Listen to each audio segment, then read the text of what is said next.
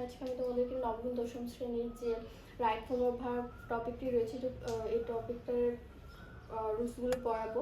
তো এর আগে আমরা 10 পর্যন্ত রুলস দেখেছিলাম। আজকে আমরা 11-12 থেকে শুরু করবো রুলসগুলো। তো রাইট ফর্ম অফ ভার্বের যে রুলসগুলো, এগুলো জানা খুব ইম্পর্টেন্ট, না হলে আমরা করতে পারবো না, মানে পরীক্ষা আনসার করতে পারবো না এবং বুঝতে পারবো না যে কীভাবে কী হবে। তো ফার্স্টে আমাদের যে কাজটা করতে হবে সেটা হচ্ছে রুলস জানতে হবে। তো আজকে আমরা 11 থেকে দেখব। তো বাই দিস টাইম যদি থাকে তাহলে স্ট্রাকচারটা কীরকম হবে। সেই ক্ষেত্রে সাবজেক্ট তো থাকবে অবশ্যই, এবং উইল, তারপর উইলের সাথে হ্যাভ থাকবে, তারপর ভার্বের পাস্ট পার্টিসিপল ফর্ম হবে এবং হচ্ছে অবজেক্ট হবে। তো দে রিচ উইল হ্যাভ, এখানে যেহেতু বাই দিস টাইম এই ওয়ার্ডটা আমরা দেখলাম, বা বাই দিস টাইম একটা ফ্রেজ দেখলাম, সেক্ষেত্রে আমরা বুঝবো যে ফার্স্টে আমাদেরকে সাবজেক্ট অবশ্যই থাকলে থাকবে, না থাকলে নিজে অবশ্যই থাকবে। আমাদের রাইট ফর্ম অফ ভার্বে শুধু ভার্বটাই আনতে হয়। সেক্ষেত্রে উইল হ্যাভ আমরা আনলাম এবং সাথে ভার্বের পাস্ট পার্টিসিপল ফর্মটাও দিলাম।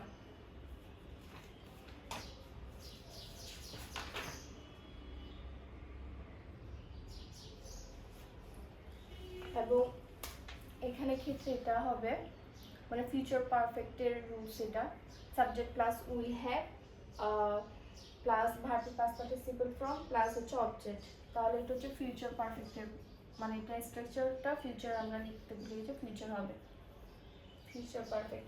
এরপর হচ্ছে 12 যেটা we fancy it is high time, এগুলো যদি থাকে অবশ্যই ভার্বের পাস্ট ফর্ম হবে।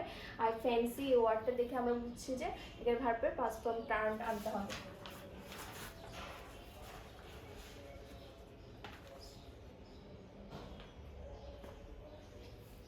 এরপর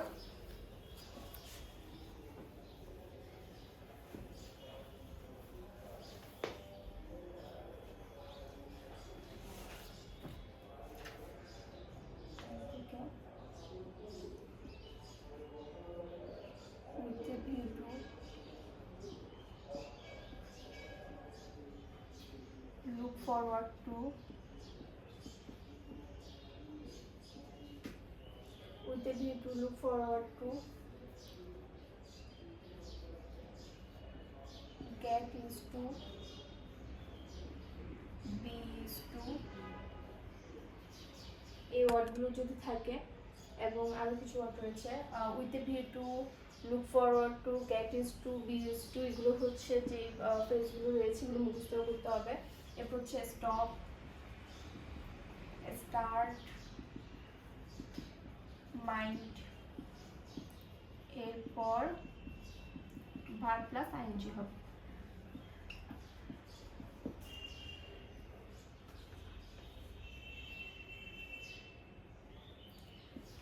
কিন্তু গেট ইউজ টু বলতে যদি শুধু ইউজ টু থাকে, যদি গেট ওয়ার্ডটা না থাকে, এরপর হবে ভার্বের base form.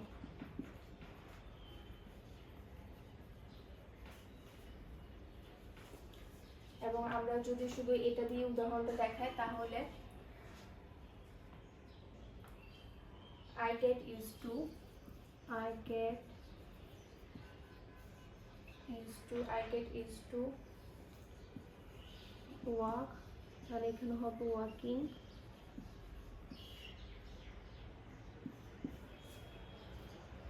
in the morning। তো এক্ষেত্রে যেহেতু গেট ইউজ টু রয়েছে অবশ্যই আইএনজি হবে, শুধু ইউজ টু থাকলে তো হি ইউজ টু,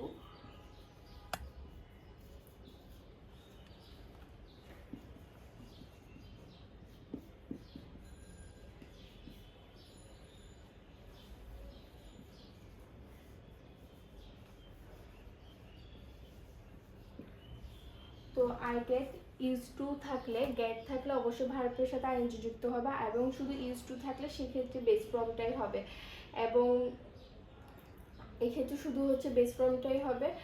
এবং এখানে তো with a view to, look forward two, মানে লাস্টে টু, বা শুধু যদি টু থাকে প্রিপোজিশনের ক্ষেত্রে সেক্ষেত্রে মেইন বেস ফর্মই হবে, কোনো আইএনজি হবে না। এটা একটা রুলসের মধ্যে পড়ে অবশ্যই।